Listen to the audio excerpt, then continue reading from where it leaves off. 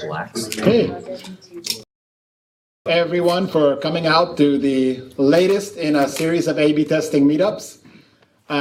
It's really nice to see this starting to evolve in a different direction than when we first started. When Mita from Intuit, I think she's somewhere in here. Maybe you could stand up. Okay, Mita will be inside in a moment, but she and I kicked this off because there really wasn't an A/B testing meetup that was alive and well and kicking in the Bay Area, surprisingly enough. So initially, we started off with a lot of panels talking about things at a high level, about A/B testing and the business and culture, data science, again, at high level across several companies, the engineering tools that support it, and so on. So it's kind of nice to now get to the point where we can really dive deep on some very specific topics and end-to-end go through the business aspects, the engineering challenges and how we overcome them, as well as the data science that goes on behind the scenes to solve those particular business problems.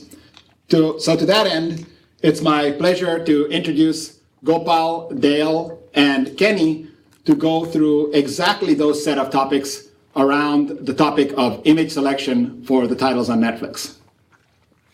Thanks, Steve. Hi. I'm the Director of Engineering here working on the personalization and recommendations. I'm here along with Dale and Kenny, and we're going to talk to you guys about the power of a picture. That's a term we've heard for a long time. But today we'll talk through about the journey over several years of selecting the best piece of artwork that we can lay our hands on as we recommend a title to you. So this is a couple of screenshots of the Netflix experience. Look to the right. What do you see? That's the member experience from 4 years back, right? It's a giant wall of videos, all recommended to you, but really not much differentiation between all the titles. They're all given to you. It looks like a giant vending machine. And in many ways, it was derived from our DVD days. All titles are about the same, and if you want more details, you can go read a paragraph of text, right? And that's not quite how you'd build an entertainment site. But over the years, we've gotten to a much better spot. This is our fairly immersive TV experience, and you notice the imagery is richer. We're able to convey. There's a lot more images that tell you what the story is about, and there's a rotating carousel of images to the top that are from within the video itself that are handpicked and give you the tone of the story. And there is also some text, but we're able to convey a lot more information with a lot less text. Further up, that is our mobile experience. And what we know in aggregate is members of Netflix use various device platforms, including the cell phone, the tablets, the TV predominantly, and the web browser. And those are the platforms on which we get most of our viewing. Every one of those platforms, we evolve the UI, and there are common elements across all of them, but the UI itself is fairly different. TV, for instance, is very much a lean-back experience. You don't navigate as much. The left, right, up, down controller on your TV does not lend itself to browsing a lot. Whereas if you're using your tablet and you swipe right, there's a lot more locomotion there, and you'll be able to navigate across a lot more of the homepage that we recommend to you. Regardless, it is important to provide a homepage and the overall browse experience where we recommend the most important things are right for you, so that you save yourself time. 90 seconds, that's how much time we typically have before a member finds something interesting to watch on the Netflix experience. 90 seconds, and if we don't do that right, our member might pick up Uber and go to the movie theater. They might decide it's time to do taxes. They might decide it's time to do a job search. We want our members to be on our site as much as possible. So think about your experience while you're browsing Netflix. You come in, you are browsing through a row of titles, and after that you might say, let's look at the box shot, briefly scan the title of the movie, read the synopsis, a few words here and there, look at some more images, scan further out to the row, and then decide it's time for a Nicolas Cage flick. Gone in 60 seconds, right? And ultimately, it's Netflix's job to recommend the best titles for you, but not just that. We need to recommend it to you with the right kind of evidence as to why you should watch it, why you should watch it tonight. And one of the things we've noticed is people make most of their decisions based on the artwork, and they also happen to read some text. Most people don't read a single word of text. They make their decisions mostly based on the artwork. So let's do a little pop quiz, okay? So watch the screen. I'm going to flash something at you, and you should tell me what I showed you. Okay, we'll do this again. This time, pay attention, okay? What did I just show you?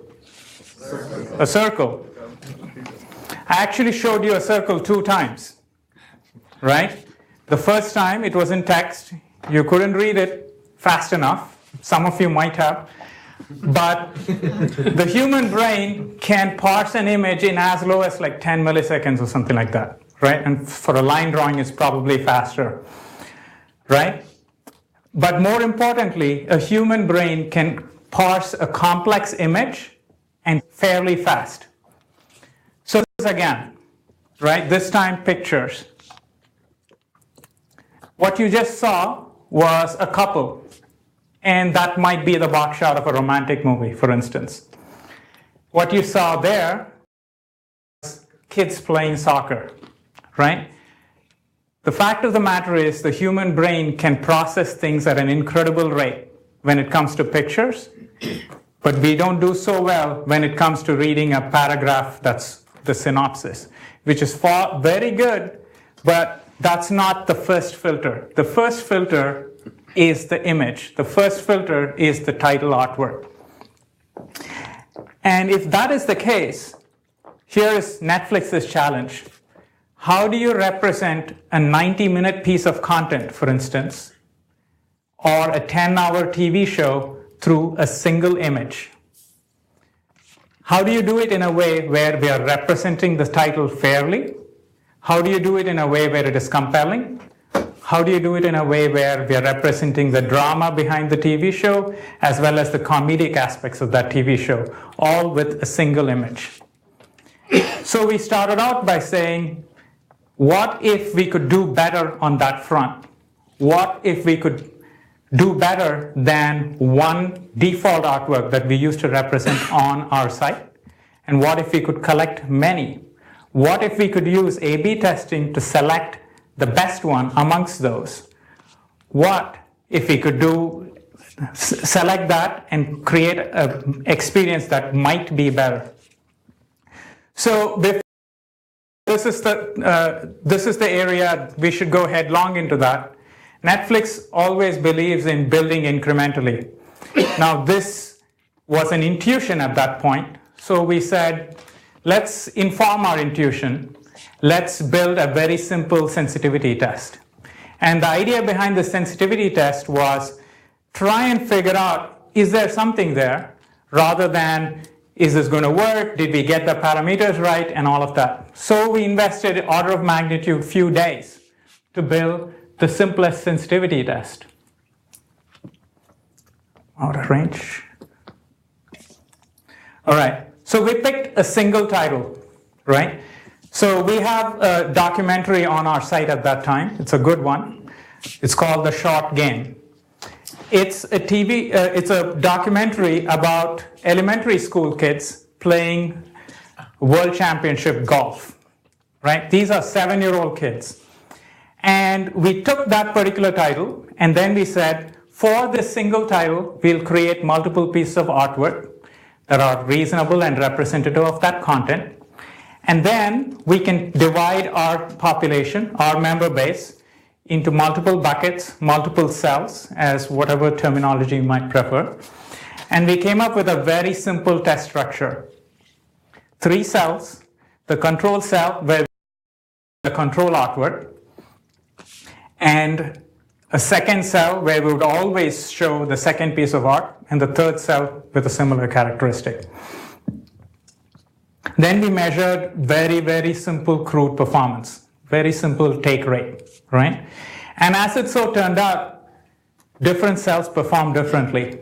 That's literally all we cared about. It didn't matter whether we could produce a different result or not. All that mattered was there was sensitivity.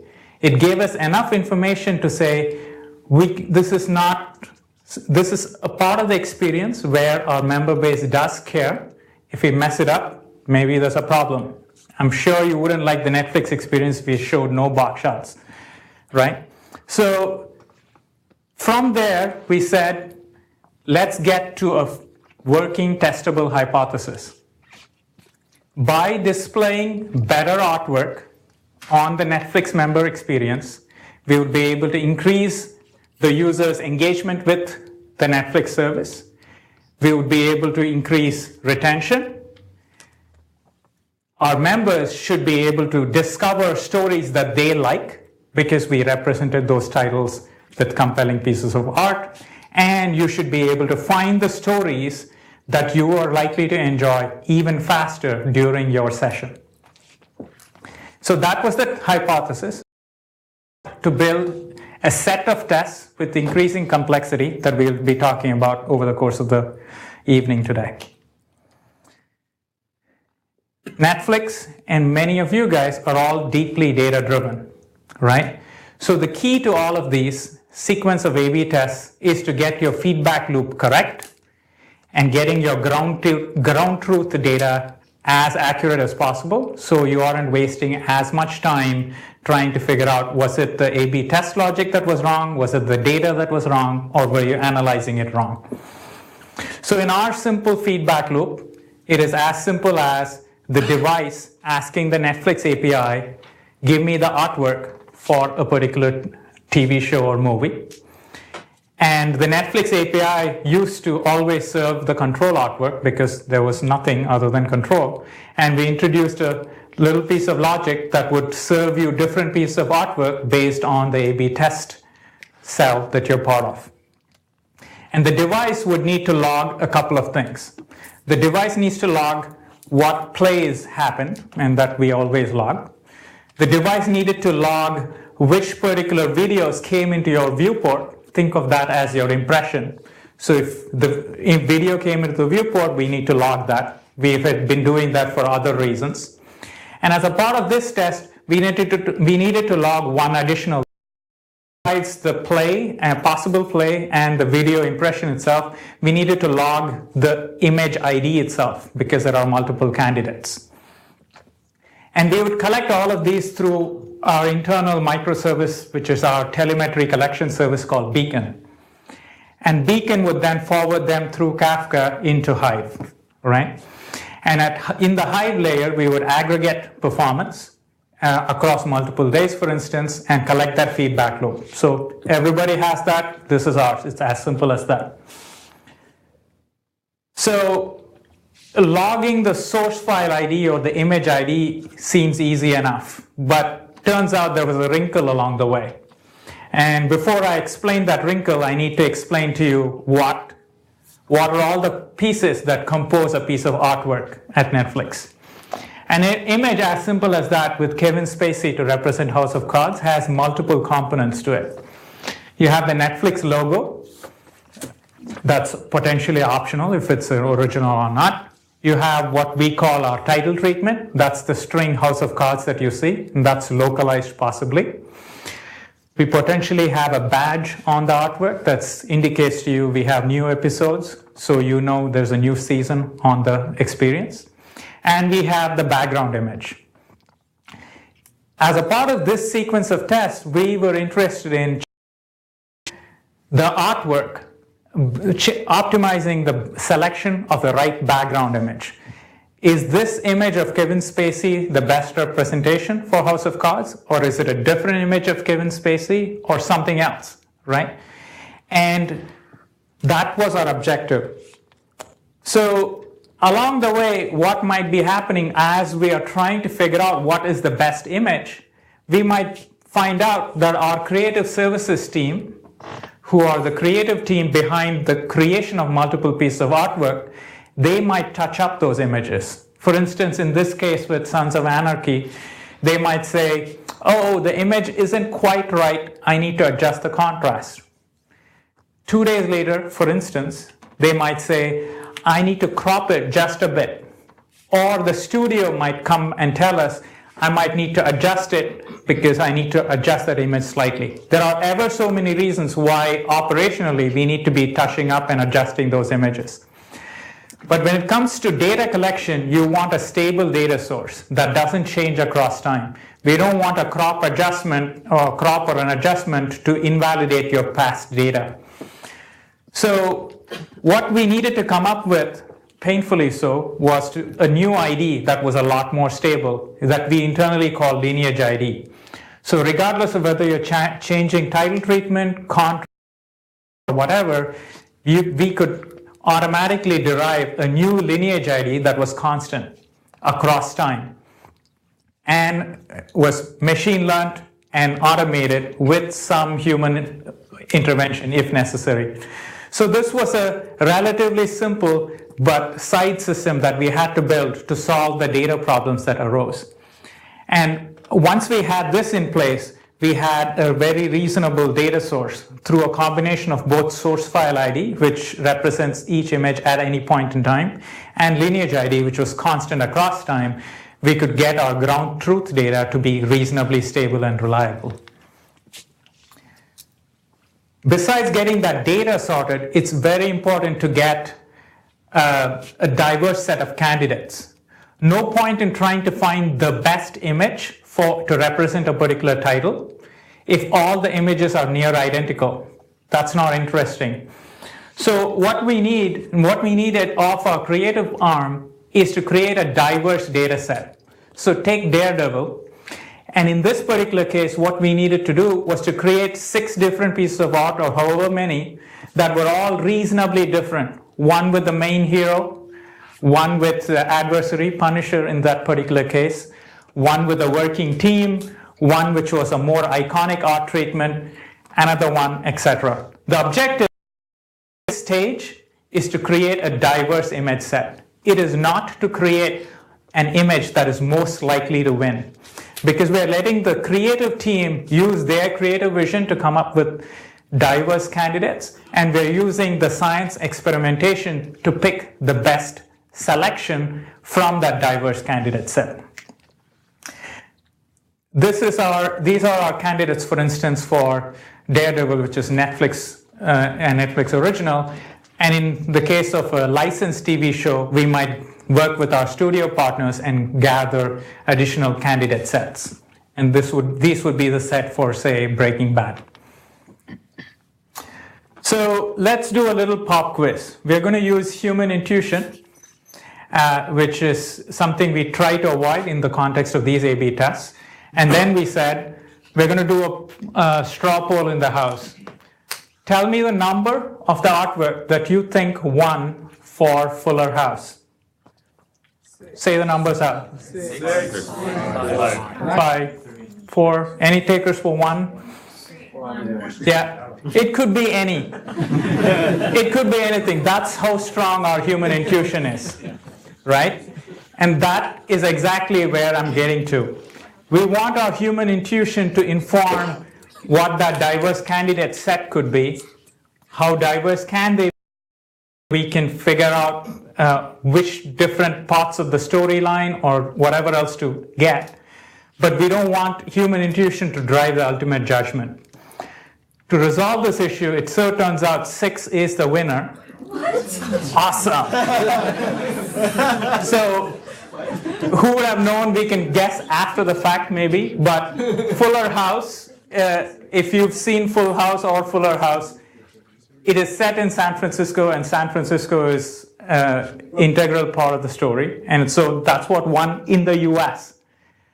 But if I told you 6 did not win in Japan, it was 5 that won in Japan, you'd be like, okay, right? But that's fine. All we did was to use A/B testing to try and define what was the best metric.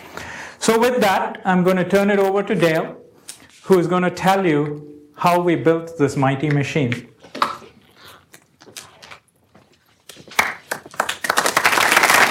Thank you very much. I'm Dale Elliott. I'm a senior software engineer here. I've been working with the team that does the A/B testing for images for the last year and a half or so. And I'm going to talk about how we built these, some problems we ran into, how we solved them, and how these tests evolved over time. I'm going to start off by pointing out that this is really a misleading slide. We did not use the to build the A/B tests.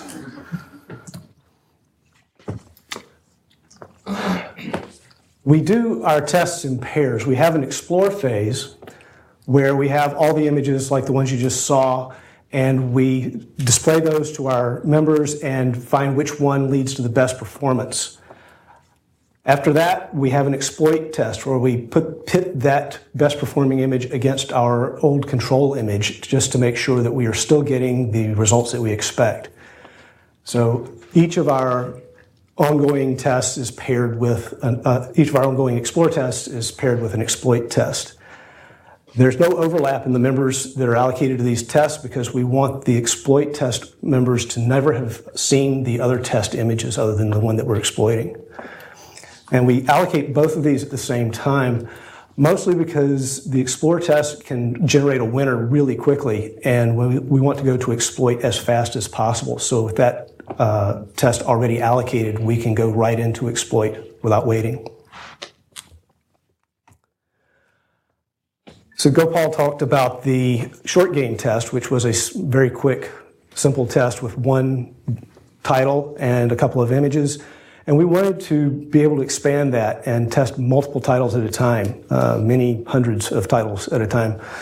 And so we came up with sort of structure where we've got multiple cells. This first test, every title had 6 test images, and they were all sort of joined in a single test so that test cell 2 tested Breaking Bad, Fuller House, Daredevil, and many other titles.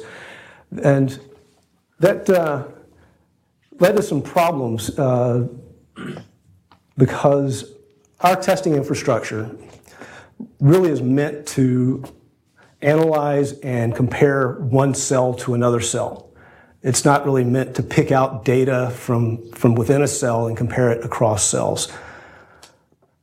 But if we wanted to say compare Fuller House, we had to find the members who had seen that image and had either watched or not watched. And we wanted to do this without creating the overhead and the maintenance nightmare that having hundreds of tests would have created. And this is the solution we came up with. We treat all the members who see a title's images through the telemetry that Gopal talked about. We can tell who's seen the images, and we collect them into a sort of a virtual test.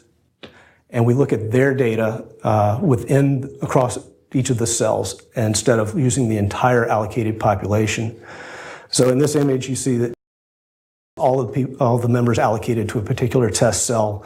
The red is the ones who have seen one title, and the blue is ones who have seen another title. There may be overlap, there may not be, but we don't really care because when we're looking at the data, we're just looking at the members who have seen images from this title. The problem with this is that we created cohorts of people and they had all seen the same set of images. If you saw the Winnebago in Breaking Bad, you also saw the Victorian facade for Fuller House and the kneeling Daredevil. We wanted more randomization than that. It also limited us to a set of images. We could add more cells, but we wanted to be able to have some variety. Some titles only have 4 images, some have 16. We wanted to be able to support all of that. And so our next step was what we called the single cell explore allocation test. This one, instead of having 6 cells, it only has 2. I'll show you the diagram of that in a minute. But what we wanted was these virtual tests so that no matter how many images we had, we could look at all of those in a single test. We wanted to make sure we got rid of the cohorts of image sets.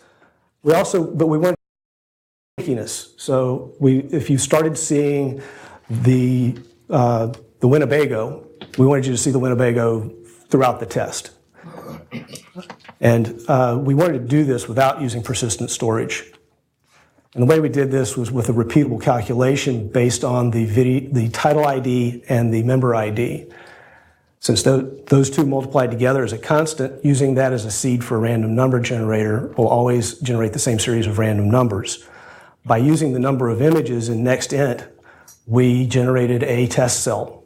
If there are 6 images, the test cells are 0 to 5, and they never change. So it looks like this. We've got cell 1 with the control image, and then cell 2 with some random image. The architecture is fairly simple. We just have a data feed that tells us what the title IDs are and then what the image IDs that are available for that. That image ID list can vary in length, but it needs to be constant throughout the test, or else that nextInt function is going to give us a different value for most of our members. The order of the images and their IDs has to remain constant as well throughout the test.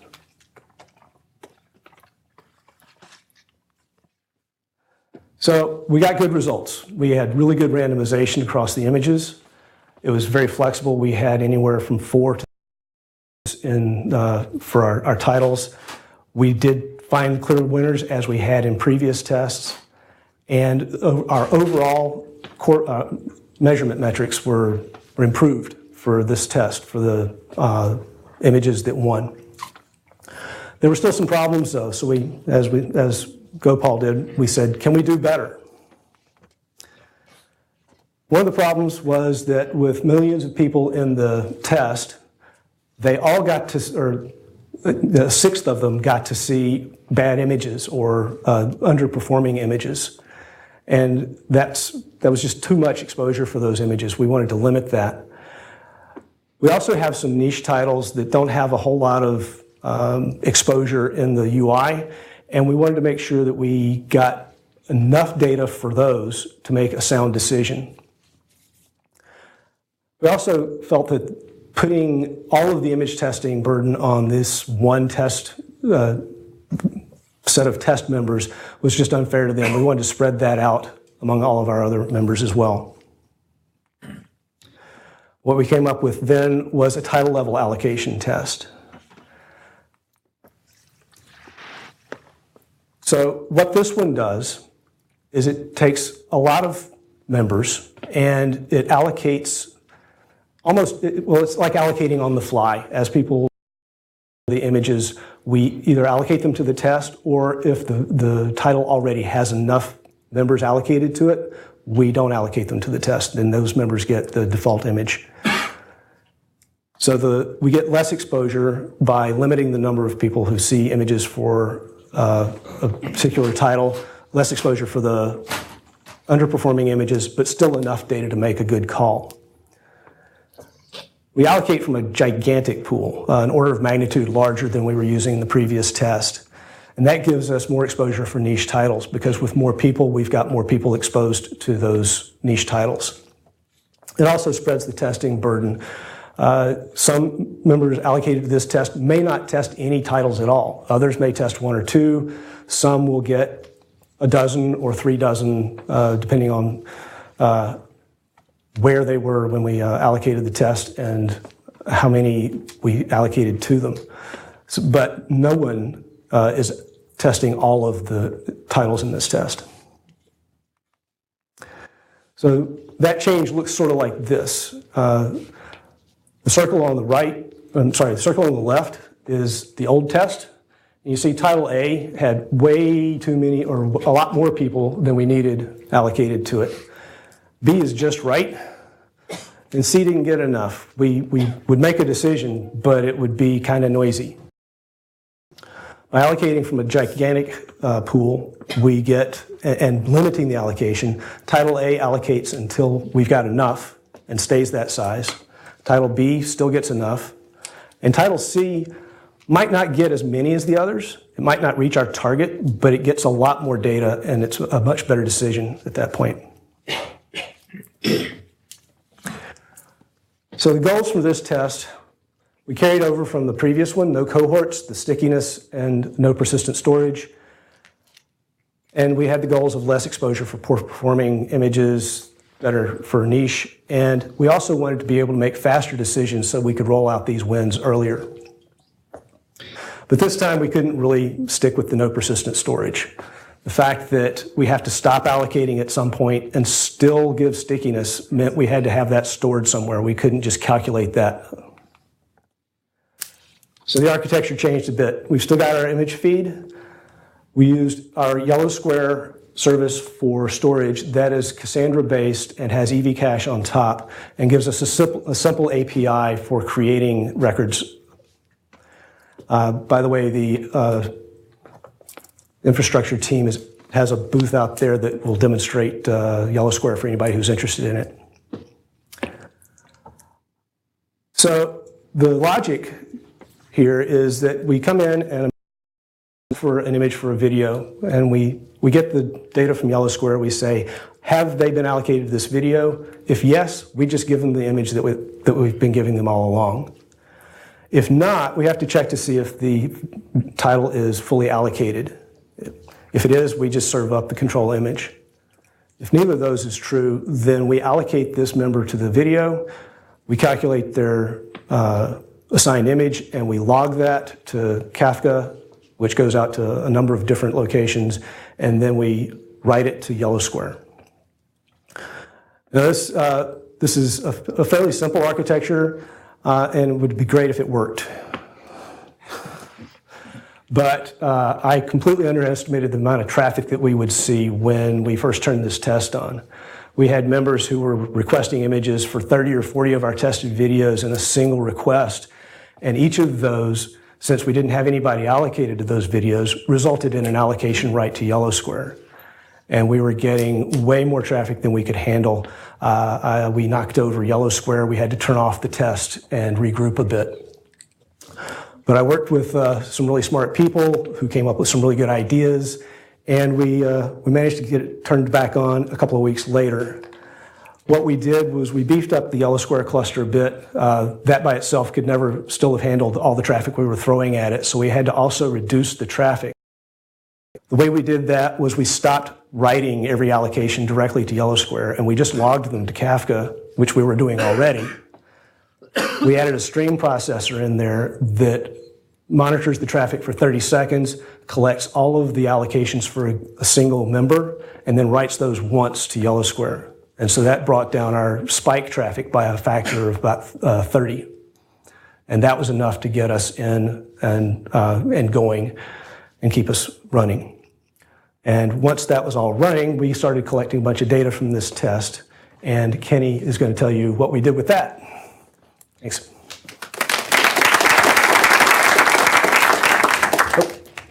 Thank you, Dale.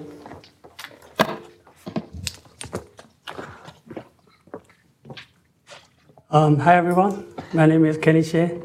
I'm a data scientist on the experimentation team at Netflix. I'll be covering the data science aspect of image selection experimentation at a very high level. So the first consideration is the test population. Our principle is to test on the same population for whom we intend to roll out the changes to. And this principle does not just apply to image selection experiments. It applies to all Netflix experiments. For image selection experiments, we test on both new and existing members. For new members, they start with a free trial, and they are allocated to experiments at sign-up time. And existing members can be allocated to experiments anytime after that free trial period. We think it is good practice to test on both member types. This way, both member types have a say on the product experience they prefer. Also, from a testing ethics point of view, we do not put a test burden on one member type for the benefit of both member types. Our decision weighs more on new member results because new member results are more sensitive and more clean. So what kind of metrics do we look at? Customer retention is our primary business metric due to our subscription-based business model. Retention can be affected by many things and also takes time to measure. So we almost always look at secondary and tertiary metrics in our experiments. It allows us to gain more insights and deeper understanding of the user behavior in the experiments. It also helps us to make decisions in the experiments and also future innovation. As Dale mentioned, we have pairs of explore and exploit tests. For explore, we use a metric called take fraction to pick the winning image. And take fraction is the share of users who have played the title from those users who we have recommended the title to. It is essentially a user-level play rate metric. It is used because of its high correlation with customer retention, and also it is measurable from day one. We do apply statistical testing to measure the significance of difference in take fraction. Due to time constraints, I will not go into the details of statistical testing. If you are interested in the details, please talk to me afterwards. To calculate take fraction, we first need to define what a play is. For example, if a user stops playing House of Cards after 1 minute, is this a play? Is halfway through an episode enough to be a play? Does a play have to pass credits? Right. Another question is, does it matter where the impression location is? On this page, House of Cards appears in the topics row on my home page. What if I search for House of Cards and see it on the search page? Should I treat it differently from the topics row? And what if I've already started to watch House of Cards before the test, and then it appears in the continue watching row period? Is this the same as the previous two scenarios? Yet another question is, does it matter how many impressions it takes before user plays a title? Right? It is great if the user plays the title at the first sight, but what happens quite often is it takes more than one impression before user plays the title. Should we treat these two scenarios differently? And many other things to think through to calculate take fraction. The whole point is the metric development process is a non-trivial process, and it requires good business and product sense. The final decision is about whether we should use the current explore exploit or move on to the new explore exploit, or whether we should use explore exploit at all, right? To make this decision, we look at the data from the exploit test. We look at customer retention and numerous other engagement metrics. Our image selection test effort is a win. Otherwise, we wouldn't be making the presentation here. We have seen improved customer retention and engagement. In this simplified chart here on this slide, the blue bars are for no image selection, and the red bars are for image selection. As you can see, we have more engagement despite the cannibalization of engagement from non-explore titles to explore titles. With that, I will hand over to Gopal.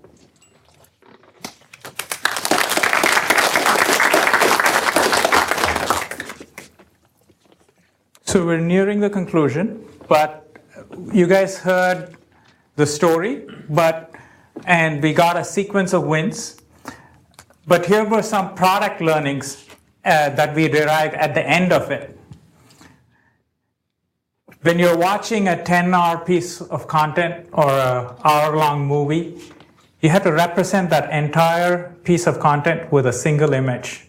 And it's a very, very challenging thing. Fortunately, we have actors and actresses in place, and they can emote, right? And if you guys have watched Unbreakable Kimmy Schmidt, it's quirky, it's witty, and there's no better way to represent that TV show than through a piece of artwork which shows you the tone of that TV show through a single image.